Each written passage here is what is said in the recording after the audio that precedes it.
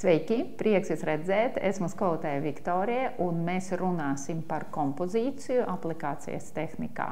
Šo uzdevumu bieži taisam arī darba materiālā. Tātad, kas ir nepieciešams? Krāsains papīrs. Es ceru, ka jums ir vismaz kādas 5 dažādas krāsiņas.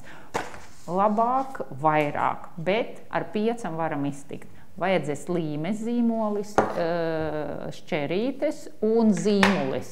Lai jūs labi redzētu, es strādāšu ar flomasteri. Jūs strādāsiet ar parasto zīmuli. Aiziet! Tagad mums vajag atlasīt 5, 6 dažādus toņus. Jūs redzat, man šodien ir visi draudzīgie toņi. It kā dažādi zaļi. Bet tas nav obligāti. Jūs varat izmantot parasto krāsaino papīru komplektu, arī var salikt kompozīciju. Tātad 1, 2, 3, 4, 5, 6. Man pilnīgi pietiks. Un tagad pirmais, ko es izdaru, es izvēlos, kāds būs tālākais plāns, kāds būs debesīs. Es vēlos šo dzelteno. Tātad ar šo lapu es neko nedarīšu, atstāšu to kā pamatu. Tad nākamais paņemšu šo gaišāko. Es izvēlos to lapu, kurā veidos tālāko zemi. Un tagad domāšu. Cik, es tagad salikšu viens pie otra, cik augstu es taisīšu šo zemi, cik asu reljefu es gribu parādīt, vai man būs kalni, vai man būs kaut kas plakans. Tad jūs to sev atzīmējat ar zīmuli. Es uztaisīšu tādu maigo vilni. Ceru, ka jūs redzat. Un uzreiz nogriežam.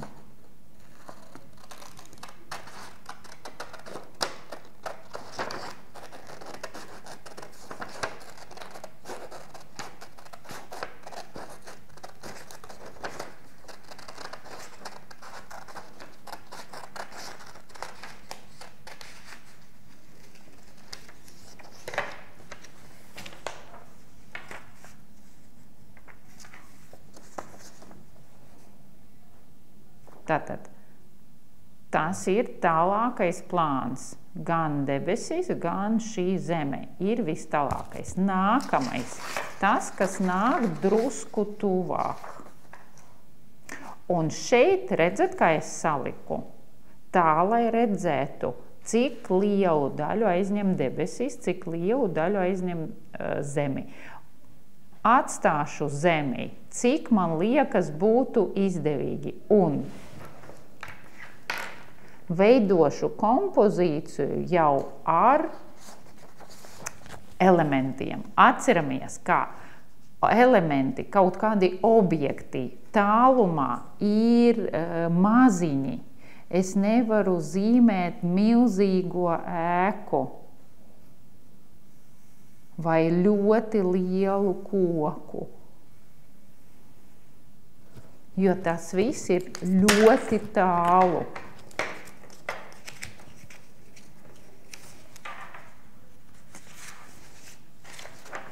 Izgriežam.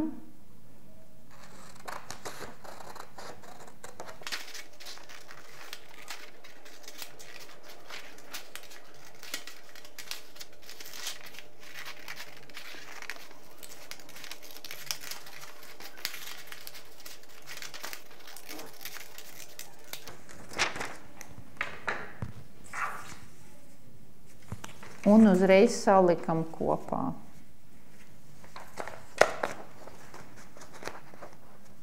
Tātad objekts drusku pārklāj to iepriekšējo plānu.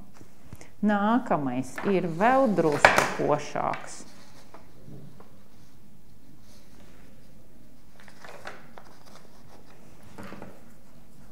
Man atkal vajag atstāt vietu zemei. Un objekti, kurus es tagad zīmēšu, būs nedaudz lielāki.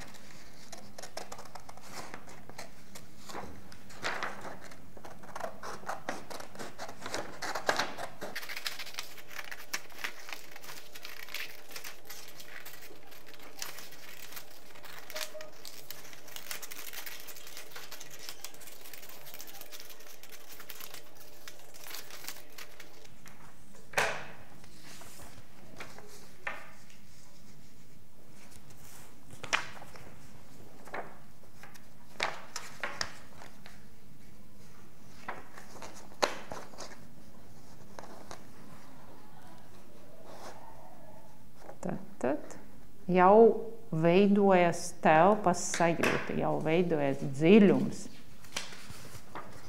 Nu, šis būs tuvākais plāns ar lieliem objektiem.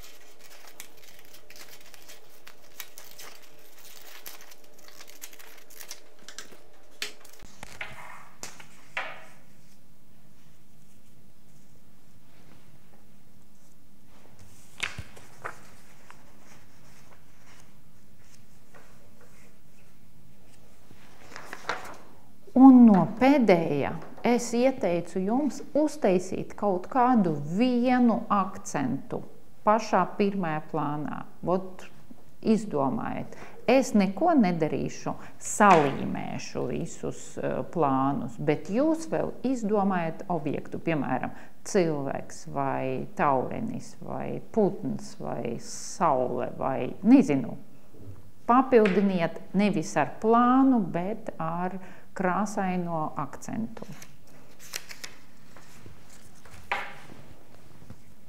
Sāksim līmēt ar mūsu pirmo izgriezto papīru.